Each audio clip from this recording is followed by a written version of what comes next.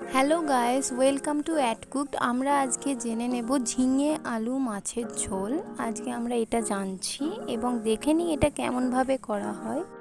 আমরা আজ জেনে নিই ঝিঙে আলু মাছের ঝোল কেমন করে করা হয়। তো চলো স্টার্ট করা যাক। তো প্রথমে আমি এখানে প্যান নিয়ে নিয়েছি। একটা প্যানের উপর আমি সর্ষের তেল দিয়ে দিচ্ছি। সর্ষের তেলটা ভালোভাবে নাড়াচাড়া করে নেব।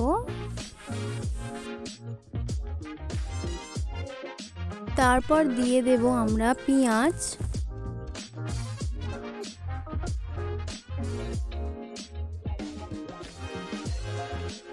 পেঁয়াজটিকে দিয়ে ভালোভাবে নাড়াচাড়া করব, আমরা ব্রাউন হওয়ার ওয়েট করব।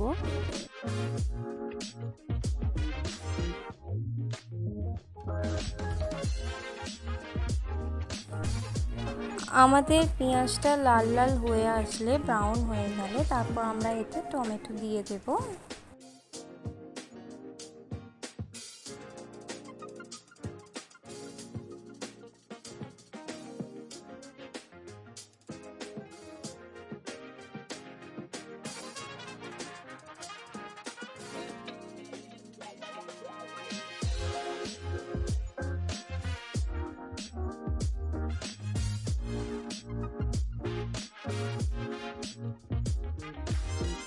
তারপর আমাদের পেঁয়াজটা আর টমেটোটা ভাজা হয়ে গেলে আমরা মশলা দিয়ে দেব। প্রথমে দিচ্ছি হলুদ গুঁড়ো 1 চামচ দিলাম, তারপর দেব লঙ্কা গুঁড়ো 1 চামচ, তারপর হাফ চা চামচ আমরা ধনে গুঁড়ো দিয়ে দেব, তারপর দিচ্ছি 1 চা চামচ আমরা জিরে মরিচ গুঁড়ো।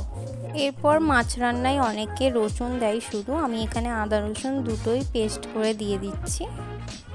এরপর আমরা স্বাদ পরিমাণে নুন দেব। যতটা আমাদের তরকারি করব তত পরিমাণে আমরা নুন দিয়ে দেব। তোমরা পারলে এখানে কালো জিরেও ব্যবহার করতে পারো, আমি এখানে দিচ্ছি না। তারপর সব মশলা দেওয়ার পরে সেটাকে ভালোভাবে আমরা নাড়াচাড়া করতে স্টার্ট করে দেব। নাড়াচাড়া করতে করতে যখন আমাদের মশলাটা একটু পুড়ে পুড়ে টাইপের আসবে, তখন আমরা হালকা হালকা জল দিয়ে সেটাকে আবারও নাড়তে স্টার্ট করে দেব।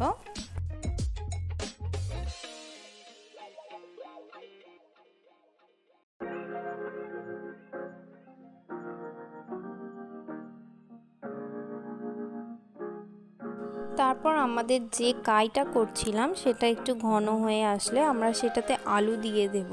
আলুর সাইজগুলো আমি এরকম রেখেছি এবং আলু কাটাটাও এরকম করতে হবে। মাছের সঙ্গে এই আলু কাটাই দিতে হয়। তারপর আমরা পুরোটাকে ভালোভাবে নাড়াচাড়া করে নেব।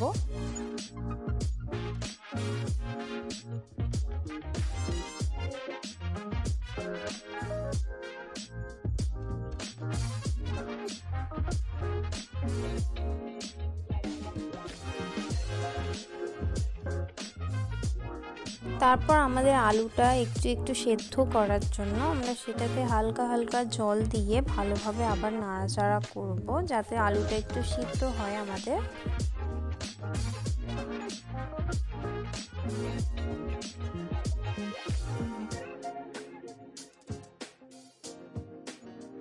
তারপর নাড়তে নাড়তে আমাদের আলু থেকে যে জলটা থাকে বেরিয়ে যায় হালকা একটু। তারপর আমরা আলু থেকে জলটা বেরিয়ে গেলে ঝিঙেটা দিয়ে দেব। আমরা ঝিঙেটা দেওয়ার পরে ভালোভাবে নাড়াচাড়া করব এবং ঝিঙেটারও জল বেরোবে নাড়াচাড়া করতে করতে।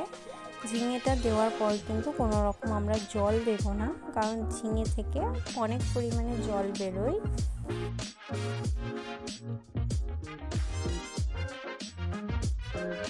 ঝিঙেটাকে দিয়ে ভালোভাবে নাড়াচাড়া করে আমরা 10 মিনিটের জন্য ঢাকনা দিয়ে ঢেকে দেব।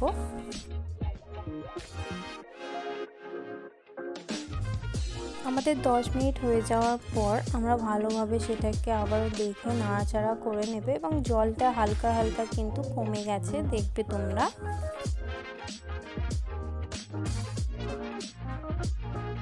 তারপর আমাদের আলুটা সিদ্ধ হয়ে আসলে আমরা জল দিয়ে মাছগুলো ছেড়ে দেব।